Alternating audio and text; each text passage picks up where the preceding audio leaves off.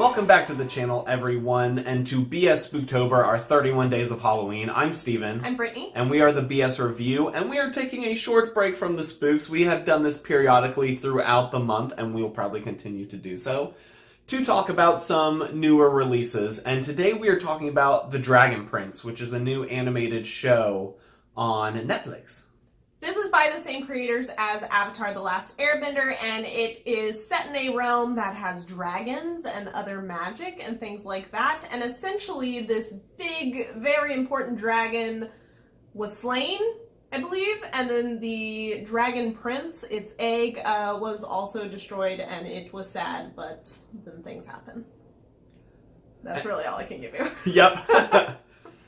And so this story jumps right off with the humans because it kind of presents this war between the magical creatures and like the elves and the humans. And so we start off on the human side, and in classic animated show form, you pick up with the kids.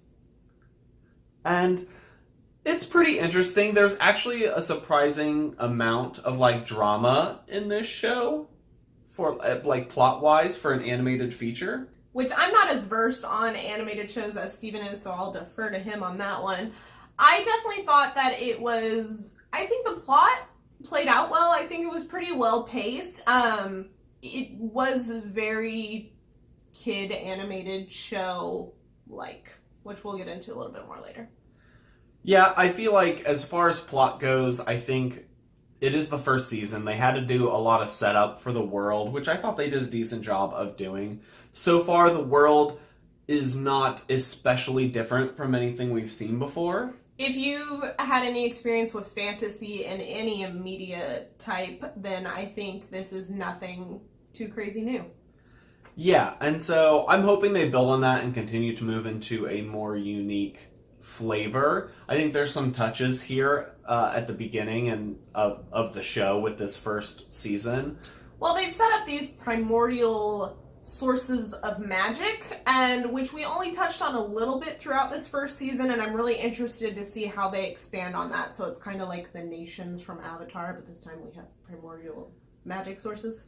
So we'll talk about that more later because this is from the creators of Avatar, and I do feel like that flavor is there, but they're also really good at character development. So while not a ton happens with the plot in this first season, it's one of those things that like we might have something different to say 6 seasons from now. So starting with what I would consider our main character, we have Callum, which is played by Jack Decina, I believe is how you say his name. He has a YouTube channel, and it's delightful if you like comedy sketches, so I will link it. He's also a voice actor in Avatar. Who does he play? Oh, he plays Sokka. There you go. So, Callum is the stepson of the king, so he is a step prince, essentially. I don't think they overly explain how that happened, if I remember correctly. I feel like they are purposefully not telling us. There you go. So, he's interesting. He is a very generic kid character, in my opinion. He does have a little bit of pizzazz, but I found it to be quite predictable throughout the season. I'm really interested, as Steven said, to see where his character develops, because I can see some significant potential with it. But I really enjoyed the voice acting. I really like Jack, so I hear a little bit too much Sokka for me, and so when he's being a goofball, I'm like, he's too goofy to be a main character. But those are my personal gripes with where I want characters to go, instead of just enjoying the show for what it's telling me. And then we have Raela, who is a moon elf? Moon shadow elf. She's played by Paula Burrows, who is a Scottish actress. And so all the moon shadow elves have like Irish or Scottish accents, and Raela's at first, we're like, what if it's someone who doesn't have a natural accent doing this? Because it sounds fake at times. And then we learned that we don't know what a true Scottish accent sounds like, and we just know fake accents. Yeah, so we're fake, not them. So we're like, okay. Fail on my part being Scottish. Which, I guess, once we figured that out, I felt a little better about it, just knowing that it was, like, legit. But I thought her character was okay. Like Callum. I personally think she's my favorite so far. I think she has the most intrigue. She has the most depth so far. I think most of this season focuses on her development, not as much on like Callum's. She has a lot more internal struggles that she's dealing with that we got little peeks into, whereas the other characters I feel like are going to be a lot more external circumstances that they're dealing with, where she's dealing with more like internal doubts and things like that. Which it is, because I do think we are also on the human side of the world, so it'll be interesting to see what the humans have to react to in the magical side of the world once we get there. But I felt like Raela's character, I felt like she did a good job. I think sometimes she joked a little bit too much, and it surprised me based on how dark and broody I feel like her character could be sometimes. But once again, that's more of a issue with the tone of the show, not with the character itself. We also have our main villain of the show, who I'm not going to tell you who it is because it's spoilery. He's very unexpected from the start of the show. He doesn't really reveal himself until a few episodes in. And he's intriguing. He has a little bit of generic villain vibes going on and generic villain motives. But I think that he's intriguing, and some of the aspects of his character, especially when it comes to magical dealings, is very interesting. And he also has like some people around him who are also potentially involved in his plan.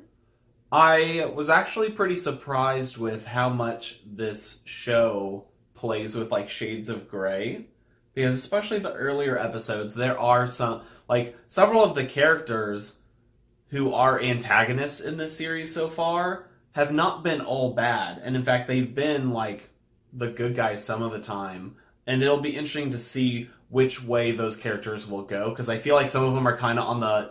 That's a really good point, tightrope. because I don't quite know what the show wants you to feel about certain characters. I hadn't really thought about that. Yeah, typically with animated shows, it very quickly puts people into archetypes, whereas this show was definitely like, hey, all these characters, including the villain, I think, we're just going to put them kind of in the middle, where some of their motivations are good and some are bad, and whether they do bad things or good things, like, will reveal eventually what side they fall to. Well, I think what's going to happen with the villain is that it's going to be like their intentions are good, their methods of getting there are bad, which then turns them bad.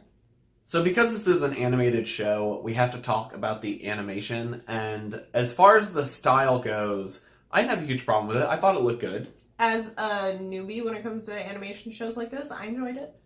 My only issue with the animation is the frame rate. And you're going to hear that a lot if you look up stuff about the Dragon Prince.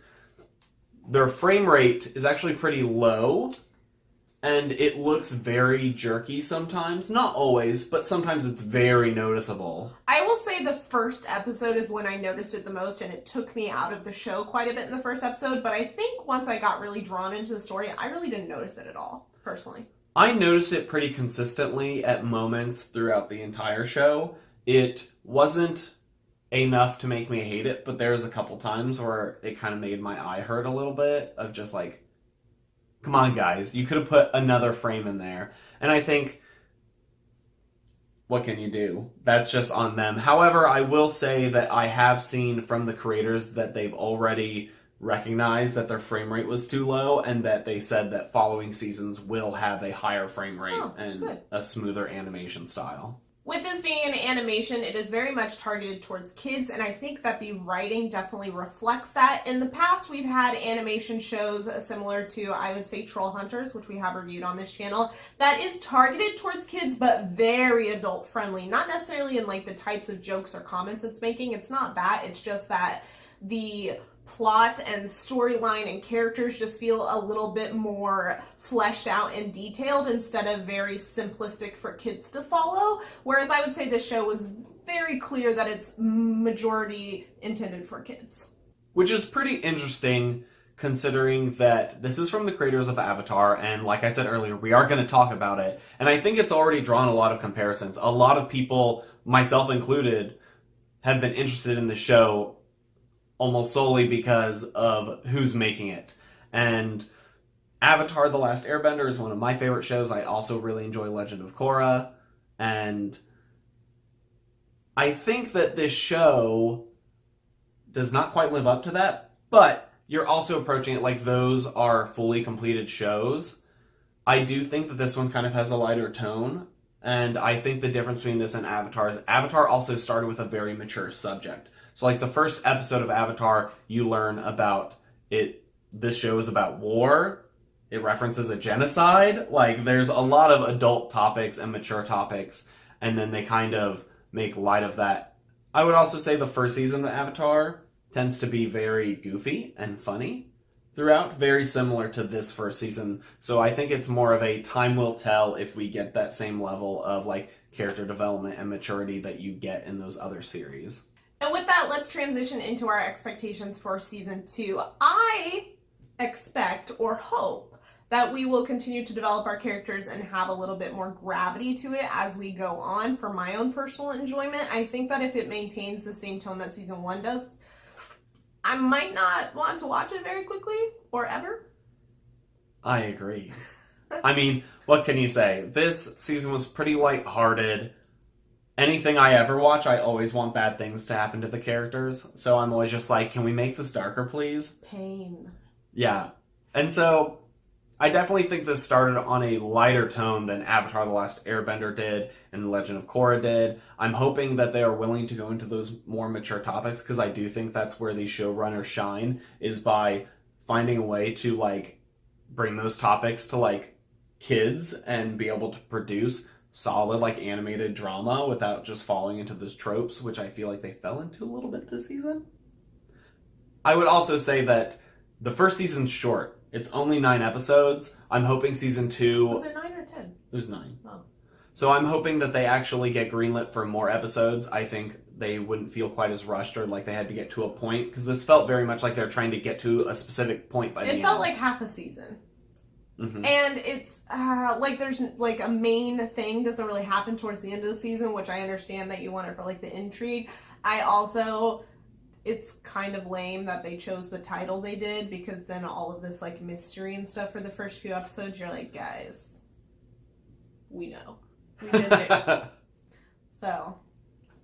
That is very true. So I'm hoping they get more episodes. I feel like Netflix's track record with Netflix original animated shows is not always the best in how many episodes they're willing to give people each season. They tend to like cut them short. Like one of our favorites, Trollhunters. They ended up like, they also had a weird like number of episode formats for seasons, so I'm hoping that they get a fair shake. But it did expand after that, so.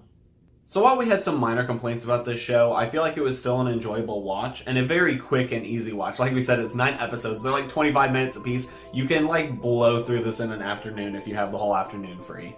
And it's a fun ride. We'll have to see where it goes. If you like this video, please give it a thumbs up. It really helps us decide what to focus on for videos in the future. And if you like us and want to see more 31 Days of Halloween BS Spooktober videos, please subscribe. If you want to check out some of those, we'll have them linked at the end here.